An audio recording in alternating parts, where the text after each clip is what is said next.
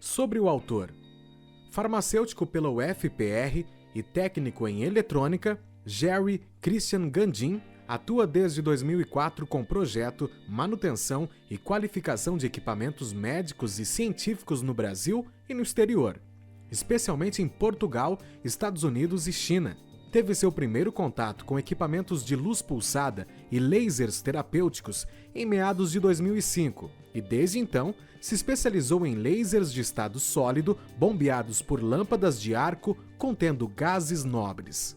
É responsável no Brasil pela assistência técnica autorizada de lasers famosos de remoção de pigmentos e presta serviços de manutenção em diversas marcas e modelos de equipamentos de laser utilizados em estética e medicina. Foi sócio fundador da Elemento 32 Comércio e Serviços Limitada e atualmente é proprietário da Cintilum, oficina especializada em manutenção de equipamentos de luz pulsada e lasers médicos e qualificada para a elaboração de laudos técnicos de equipamentos sujeitos ao regime de vigilância sanitária.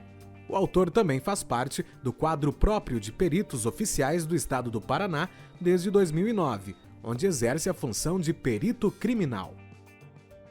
História. O laser, acrônimo do inglês Light Amplification by Stimulate Emission Radiation, foi construído oficialmente pela primeira vez em 1960 pelo físico Theodore Harold Maiman. Isso ocorreu após Albert Einstein explicar o efeito fotoelétrico em 1905 e prever o fenômeno da emissão estimulada em 1917. Niels Bohr apresentar seu modelo atômico orbital em 1923 e Erwin Schrödinger e Werner Heisenberg explicarem o comportamento dos elétrons no modelo atômico sob a forma de funções de onda em 1925. O primeiro laser se tratava de um dispositivo de estado sólido utilizando um cristal de rubi como meio ativo, estimulado por uma lâmpada de flash em espiral com emissão pulsada na ordem de milissegundos e com comprimento de onda de 694,3 nanômetros. Características básicas. O laser se difere das outras fontes de luz por sua coerência espacial e temporal. Por coerência espacial, entendemos o feixe altamente colimado com difração limitada. Já a coerência temporal é entendida como a polarização da luz em uma única fase e frequência. Por isso, dizemos que o laser é uma luz altamente colimada, monocromática e coerente.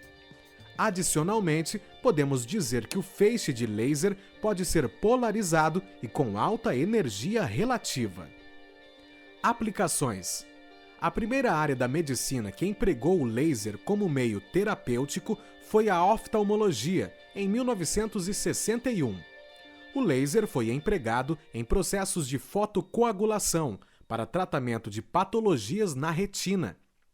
Em 1964, William B. Bridges inventou o laser de argônio, com emissão próxima da faixa do azul e verde, possuindo a vantagem de ser facilmente absorvido pela hemoglobina, otimizando o tratamento de lesões vasculares em maculopatias.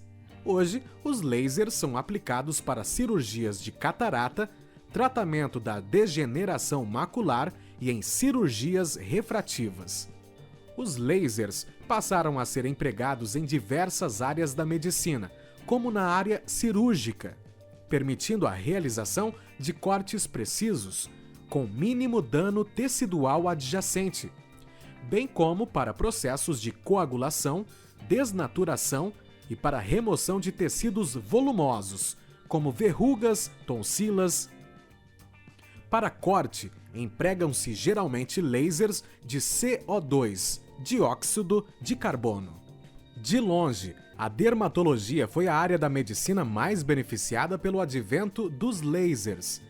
Inúmeros tratamentos são realizados empregando esses equipamentos, como remoção de manchas de pele, procedimentos de peeling, redução de flacidez, tratamento de lesões neoplásicas, acne, cicatrizes e outros tratamentos em interseção com a estética. A estética é uma área de atuação multidisciplinar, em franco crescimento no mundo, especialmente no Brasil, que já compõe o segundo maior mercado mundial. Os lasers são muito utilizados para a remoção de pigmentos, fotodepilação, redução de medidas por fotobiomodulação e outras áreas em interseção com a dermatologia, cirurgia plástica e ginecologia, como aplicações em estética íntima. Luz pulsada. Embora seja mais simples, o desenvolvimento e aplicação de equipamentos de luz intensa pulsada na medicina e estética vieram depois dos lasers. Esses equipamentos emitem luz não coerente e policromática, emitidas pelo flash de uma lâmpada de xenônio. A radiação emitida é chamada de BBL. A principal aplicação da luz pulsada tem sido para a fotodepilação. Porém, substituindo os filtros de barreira, pode ser empregada para fotorrejuvenescimento e para o tratamento de lesões vasculares. Recentemente, equipamentos de luz pulsada têm sido utilizados por oftalmologistas para o tratamento de olho seco, estimulando a atividade da glândula de Meibomian.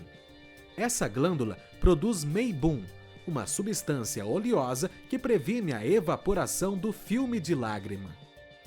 Interação laser-tecido. Muitos dos efeitos dos lasers nos tecidos biológicos são dependentes de 3 fatores: 1. Tempo, 2. Intensidade, ou energia, e 3. Comprimento de onda. Lasers de baixa potência exigem um grande tempo de interação com o tecido para exercer atividade de fotobiomodulação ou fotoquímicas.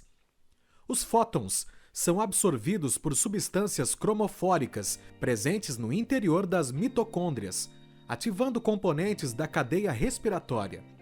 O principal efeito bioelétrico da fotobiomodulação laser é a manutenção do potencial de membrana celular, o que impede que os estímulos dolorosos se propaguem a centros nervosos. Parte desse efeito é devido ao incremento da eficiência da bomba de sódio e potássio, ocasionada pela maior disponibilidade de ATP no citosol. O principal cromóforo mitocondrial é a citocromo C oxidase, ou COX, fator 4º na cascata respiratória, que contém o grupo M e centros de cobre que absorvem luz na faixa do infravermelho próximo. A fotoativação da COX leva a um aumento do potencial de membrana mitocondrial com incremento na produção de AMP cíclico e ATP. Junto com o incremento da produção de AMP cíclico e ATP, também há incremento do óxido nítrico no meio mitocondrial, que age como inibidor da acepção de oxigênio molecular pela COX. A sua fotoestimulação promove a dissociação do óxido nítrico ligado aos centros de cobre e grupamentos M da porção prostética da enzima, aumentando sua atividade. Estudos apontam incremento no consumo de oxigênio por tecidos submetidos a LLLT. Além da estimulação do catabolismo pelo incremento na produção de ATP, a fotoestimulação da COX aumenta a produção de ROS, espécimes reativos de oxigênio, e promove outras alterações no meio intracelular que envia sinais ao núcleo, como o fator de transcrição kappa-B, alterando a expressão de alguns genes. Os lasers também atuam em canais catiônicos fotoativados, como aqueles acionados pela rodopsina, também presentes nas células responsáveis pelo sentido da visão. A ativação de canais fotossensíveis leva a um incremento nos níveis de cálcio intracelular, que altera o potencial de polarização de membrana e altera a sensibilidade a estímulos dolorosos. Também aplicamos lasers de baixa potência em terapias fotodinâmicas, onde um profármaco, como o 5-ALA, é administrado ao paciente e, posteriormente, uma dose de luz é aplicada sobre lesões neoplásicas, principalmente dermatológicas, para promover a destruição do tecido-alvo por espécimes altamente reativos derivados do oxigênio gerados in situ. O ALA5 é um precursor endógeno do grupo M, presente como grupo prostético em enzimas mitocondriais e na hemoglobina do sangue. O aumento de sua biodisponibilidade induz o acúmulo de outros compostos da rota biosintética da hemoglobina, como a protoporfirina 9, cuja transformação é limitada pela disponibilidade da ferroquilatase. Esse espécime fotoativo catalisa a formação de substâncias oxidantes quando exposto à luz.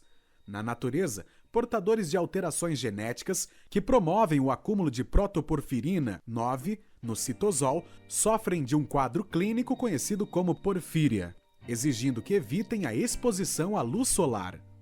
O 5-ALA também é empregado para visualização dos contornos tumorais em cirurgias para remoção de glioblastomas.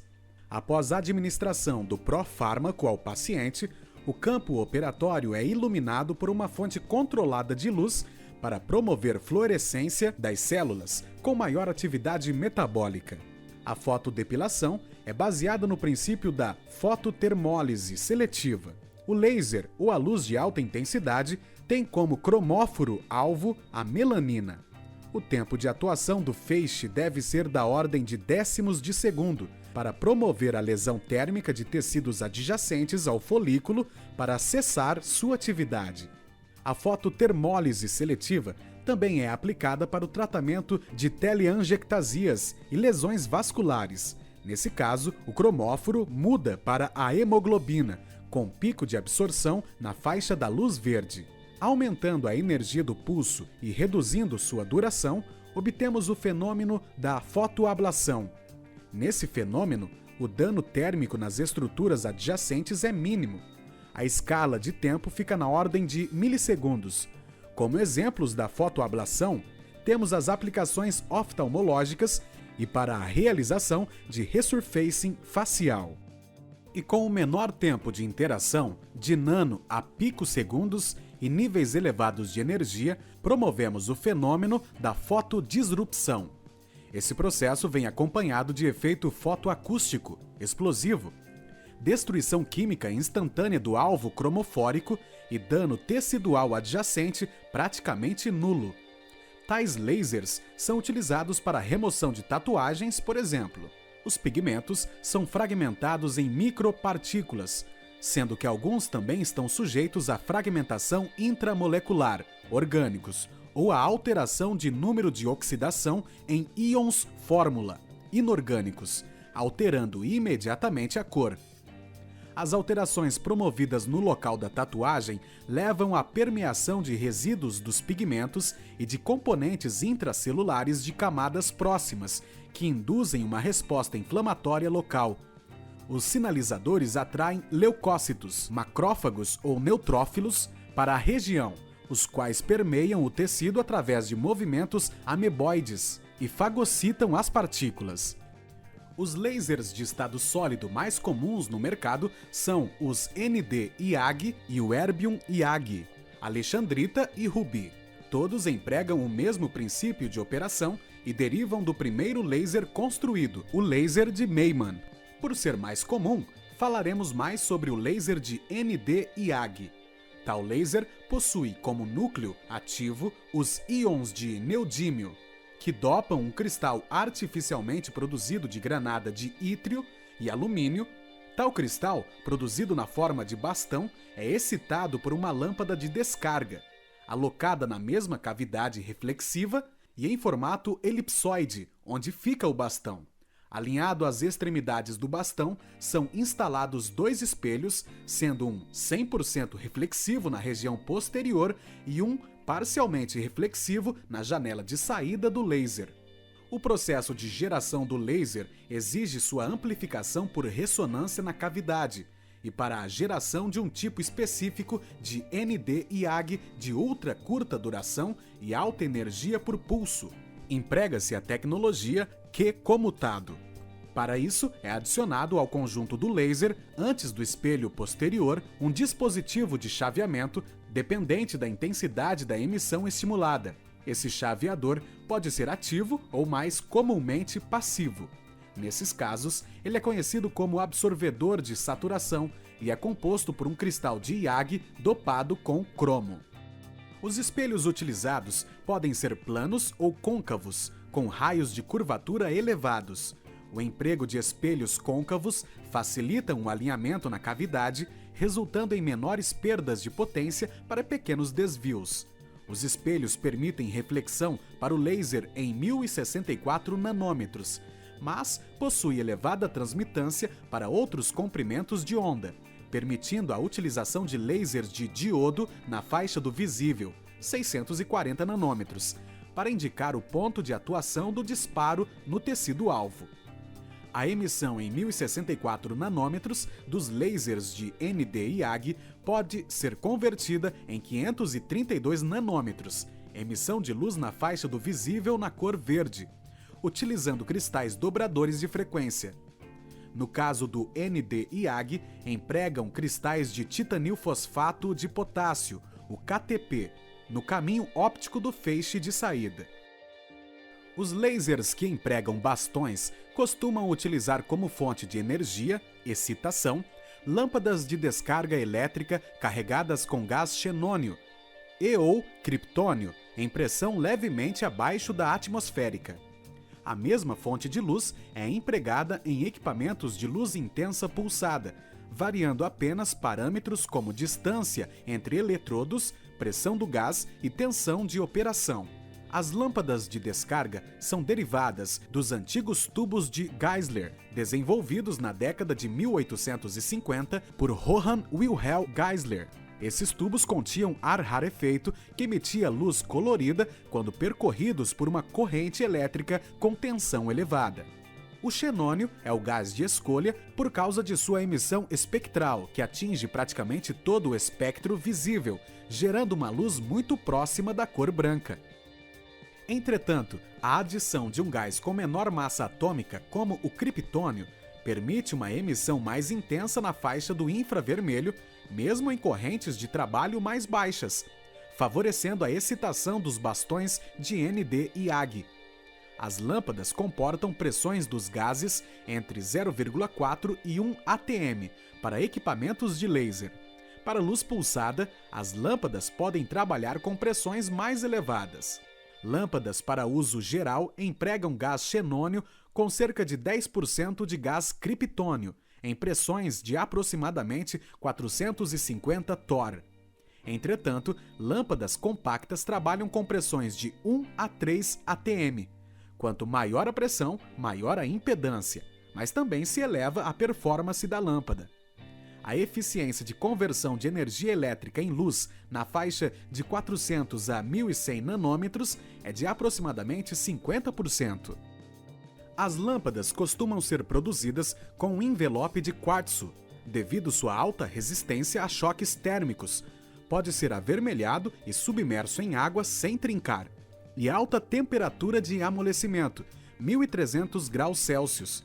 O quartzo pode ser utilizado puro ou com dopantes que bloqueiam o ultravioleta. Os dopantes mais comuns são cério e óxidos de titânio. A redução na emissão de ultravioleta aumenta a vida útil de elementos constituintes do sistema óptico e previnem a formação de ozônio em sistemas refrigerados a ar. Os eletrodos das lâmpadas são feitos de diferentes materiais para cátodos e ânodos. O ânodo é composto de tungstênio, puro ou misturado com tório, para facilitar sua usinagem. Já o cátodo é composto por tungstênio, sinterizado, de forma porosa, impregnado com aluminato de bário e cálcio. As lâmpadas utilizadas em sistemas de alta potência são geralmente refrigeradas por fluxo de 4 a 10 litros por minuto de água destilada, ou de misturas de água destilada, etanol, para evitar instabilidades no arco. Apenas componentes de aço inoxidável e plásticos devem compor o sistema de arrefecimento. Para lâmpadas com envelope de 1 milímetro de espessura, a refrigeração líquida pode carrear potências superiores a 200 watts por centímetro quadrado. O acionamento de uma lâmpada de gás xenônio é feita através de um pulso de alta tensão chamado pulso de gatilho. Embora exista muitos tipos de circuitos de gatilho, o acionamento com pulso de alta tensão em série é o mais comum atualmente. Após a ionização do gás, o arco é mantido por uma corrente DC relativamente baixa, na faixa de 50 a 500 mA. Essa operação é suficiente para manter o envelope da lâmpada bastante aquecido.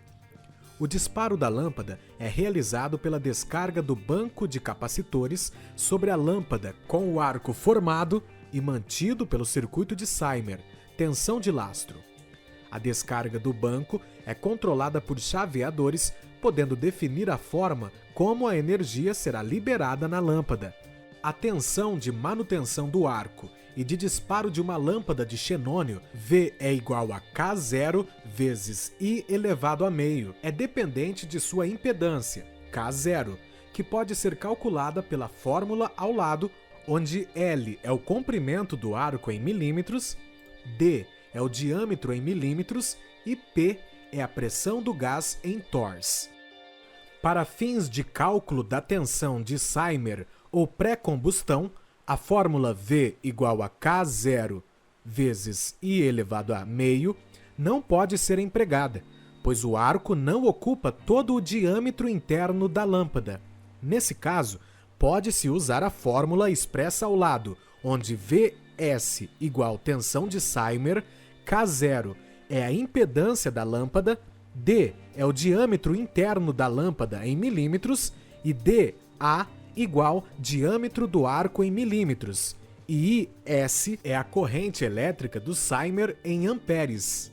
Empiricamente, o diâmetro do arco é obtido por dA é igual a 1,8 vezes I, esse elevado a 0,8. É possível calcular a energia de explosão de uma lâmpada de xenônio. Tal parâmetro é importante para determinar a vida útil do componente em disparos. A fórmula ao lado expressa a energia em joules, empregando L como comprimento do arco em centímetros, D como diâmetro da lâmpada em centímetros e dP como duração do pulso em segundos. Quanto menor a energia de trabalho por disparo da lâmpada, maior sua durabilidade. Quando se supera 80% da energia de explosão, a destruição da lâmpada pode ocorrer a qualquer momento. Acima de 60%, a vida útil é limitada a apenas 100 disparos. A expressão ao lado fornece empiricamente a durabilidade de uma lâmpada até atingir uma redução de 50% na intensidade de sua emissão. Ajustes na tensão de Cymer devem ser realizados após a troca de lâmpadas, especialmente em equipamentos de luz pulsada, para evitar centelhamentos e desarmes constantes. Diferenças em pressão do gás são suficientes para promoverem mudanças significativas no comportamento do dispositivo. Devido ao comportamento do plasma suscetível à atuação da força da gravidade, alterações de condução do arco são mais perceptíveis quando a lâmpada é verticalizada com o cátodo na parte superior. Os bastões empregados em lasers de estado sólido são compostos de um cristal artificial como substrato. Geralmente, emprega-se cristal de granada de ítrio e alumínio, ou como é mais conhecido por sua sigla inglesa IAG, que no caso do NdIAG é dopado com cerca de 1% de íons de neodímio. Os íons de neodímio substituem parte dos ítrio da estrutura do cristal. Os bastões de NdIAG são apresentados geralmente nas cores rosa ou amarela, sendo que os bastões amarelos costumam ser duplamente dopados, dando origem ao NdCeIAG. Nessa composição, parte do ítrio é substituído por 1,1 a 1,4% de neodímio e 0,05 a 0,1% de cério. Parte da radiação ultravioleta e luz visível da lâmpada é absorvida pelo cério, é transferida ao neodímio, aumentando a eficiência do laser. No átomo de neodímio, segundo o modelo simplificado de Bohr, observamos 57 elétrons em suas camadas, 60 quando neutro. A excitação externa, por ação da luz, por exemplo, desloca elétrons para camadas mais externas. Quando eles retornam aos seus níveis originais de energia e posições originais, novos fótons são liberados. Neodímio é o núcleo ativo suscetível ao fenômeno de emissão estimulada em um sistema de 4 fases de decaimento, apenas uma com emissão de fótons em 1064 nanômetros. A estimulação é realizada por luz no comprimento de onda na faixa de 800 nanômetros. É nos bastões que a mágica acontece. Através do bombeamento na cavidade, ocorre o fenômeno de inversão de população, ou seja, onde se formam mais átomos de neodímio, por exemplo, em estado excitado do que em estado fundamental. Quando um átomo excitado sofre um decaimento, ele pode promover uma emissão espontânea de um fóton. Devido à geometria longitudinal do bastão e da reflexão na cavidade, os fótons passam por outros átomos excitados, promovendo emissões estimuladas, quando o ganho do meio é maior que 1, de fótons de forma coerente, mesma fase e frequência, e no mesmo sentido. Existem bastões de Nd:YAG que incorporam elementos da cavidade no próprio componente, incluindo o absorvedor de saturação 1000 a 1200 nanômetros composto por cromo para sistemas de Q comutado. Os íons de cromo absorvem luz na faixa de 1000 a 1200 nanômetros até ser completamente saturado, através da inversão de população de estados excitados, alterando dessa forma sua transparência. Isso permite que uma elevada quantidade de fótons passem abruptamente pelo cristal absorvedor. Os fótons passantes promovem a emissão estimulada em uma população de átomos excitados maiores do que aqueles em estado fundamental. Isso faz com que haja amplificação óptica, pois cada átomo, independente de seu nível de energia, absorve um fóton, mas apenas aqueles em nível excitado são capazes de emitir um segundo fóton. A ressonância na cavidade óptica, associada à inversão populacional, promove a amplificação de fótons monocromáticos, coerentes, colimados e direcionados do laser. O absorvedor de saturação faz com que a duração do pulso de laser seja extremamente curto e a energia extremamente alta. Até 60% do laser emitido no comprimento de 1064 nanômetros é refletido pela superfície da pele onde ele incide. Essa radiação luminosa difundida pode atingir os olhos do operador. Radiação refletida em superfícies espelhadas e disparos acidentais do manípulo podem constituir incidentes graves. Para evitar danos oculares, é obrigatório o uso de óculos de proteção específicos para o comprimento de onda emitido pelo laser. Recomenda-se o uso de lentes com densidade óptica maiores do que 4.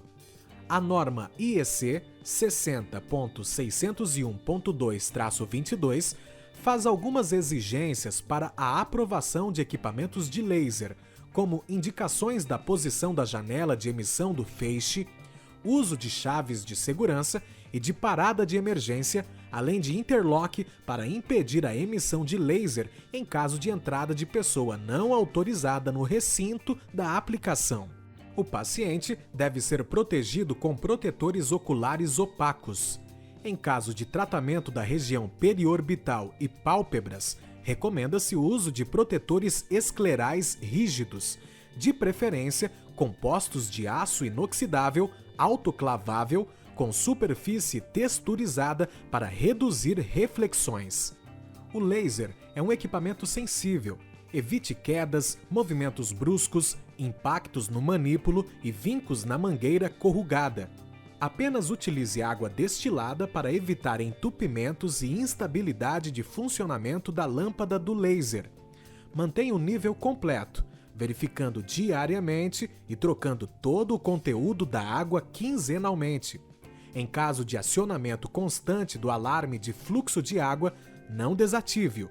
Encaminhe o equipamento para a assistência técnica o quanto antes. Evite operar os equipamentos com fiações expostas na conexão do manípulo. Pare imediatamente de operar e desligue o equipamento em caso de ruídos atípicos, faíscas ou odor de queimado e emissão de fumos. Cuidado com a aplicação de solventes e antissépticos inflamáveis no campo operatório. O laser pode incendiar combustíveis. Em caso de superaquecimento do manípulo, independente do valor da temperatura apresentado no display, pare imediatamente de acionar o laser e desligue-o. Evite longos períodos de aplicação em alta cadência e energias elevadas. Percebendo redução de resultados após 6 meses de uso ou com mais de 400.000 disparos, encaminhar o equipamento para medição de energia de pulso na assistência técnica.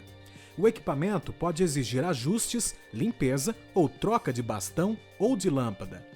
Em caso de queimaduras ou eritema excessivo em áreas sob tratamento, deve-se encaminhar o equipamento de laser para avaliação em assistência técnica. Pode haver dano às estruturas da cavidade laser e é importante analisar a duração e energia do pulso com instrumentos especiais.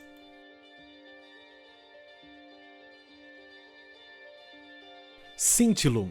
Entre em contato pelo telefone 41 99638 6736 ou pelo e-mail contato@cintilum.com.br ou pelo site www.cintilum.com.br.